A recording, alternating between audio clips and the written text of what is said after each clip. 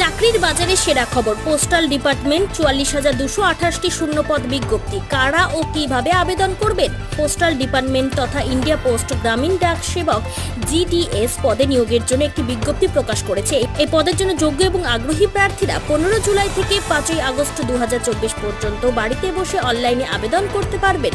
বড় কথা, আবেদন পাঠিয়ে দেবার পরেও এডিট করার সুবিধা পাবেন। আবেদনটি 6 থেকে 8 আগস্ট 2024 পর্যন্ত এডিট করা যেতে পারে। 2024-25 আর্থিক বছরের জন্য ব্রাঞ্চ পোস্টমাস্টার এবং সরকারি ব্রাঞ্চ পোস্টমাস্টার ডাক সেবক হিসেবে গ্রামীণ ডাক সেবকের শূন্যপদগুলি পূরণ করা হবে।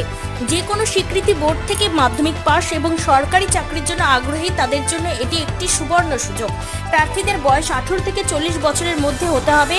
10ম শ্রেণীতে প্রাপ্ত নম্বরের মেধার ভিত্তিতে প্রার্থীদের নির্বাচন করা হবে।